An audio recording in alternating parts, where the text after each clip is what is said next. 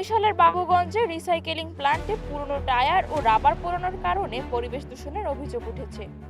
স্থানীয়দের দাবি, রাত হলেই তীব্র দুর্গন্ধ ও ধোঁয়ায় দুর্বিষহ হয়ে ওঠে জনজীবন। শ্বাসকষ্টে ভুগছেন শিশু ও বয়স্করা। বিরূপ প্রভাব পড়ছে ফসলেও। স্থানীয়দের অভিযোগ, বিভিন্ন দপ্তরে জানিয়েও মেলেনি প্রতিকার। যখন ওরা চালু করে তখন পোড়ায় তখন তো দুর্গন্ধ ছড়ায়, অনেক বিশ্রী একটা গন্ধ আসে। দক্ষিণ দিকে বাতাস আসে, তখন স্কুলের দিকে আসে এরকম টায়ার পোড়ার যে গন্ধ, সেইটা একটি বাচ্চাদের লেখাপড়ার ক্ষেত্রে একটু সমস্যা সৃষ্টি করে। রাতের বেলা যখন জ্বালায় তখন বাতাস ছাড়ে, তখন দুর্গন্ধ, অনেক দুর্গন্ধ হয়, তখন ঘুমান যায় না দুর্গন্ধ। এই কার্বনটা দিয়ে কালি তৈরি হয়, আপনার এই যে বিভিন্ন জুতার কালি বানায়, আগরবাতির কালি হিসাবে ব্যবহার করা হয়। পুরোনো টায়ার আছে চট্টগ্রাম থেকে।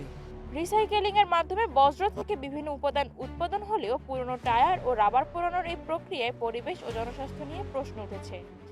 স্থানীয়দের দাবি, দ্রুত দুর্গন্ধ ও ধোঁয়া নিয়ন্ত্রণে কার্যকর ব্যবস্থা নেওয়া হোক। আর পরিবেশ অধিদপ্তরের বক্তব্য, নির্ধারিত শর্তের ব্যত্যয় ঘটলে নেওয়া হবে ব্যবস্থা।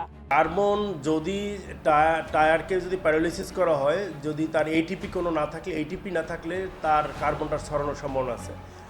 আমরা যখন ছাড়পত্র দিই তখন দেখেছি, এবং প্রোডাক্টে এটিপি আছে, ধোঁয়াটা নিঃসরণ, আর এর যে কার্বনটাই হলো এর ব্যবসায়িক যে পয়সাটা হলো ওই কার্বনটাই। তো উনি কার্বনটা বাইরে ছাড়ার কোনো পথই নাই, কার্বন বাইরে ছাড়লে ওনারই লস হবে। তো আমরা ওনার যে কার্বনটা একটা এটিপির মধ্য থেকেই পাস আউট হয়। তো তারপরও আমি খতিয়ে দেখার পরে যদি এই ধরনের কোনো সমস্যা দেখি যে শ্বাস প্রশ্বাস নিতে কষ্ট হয় বা প্রচণ্ড ধরনের দুর্ঘটনা, আমরা একে তার ছাড়পত্রের শর্তের মধ্যে নিয়ে আসার চেষ্টা করবো। তাও যদি না হয়, আমরা একে পরিবেশগত ছাড়পত্র বাতিল করে দেবো।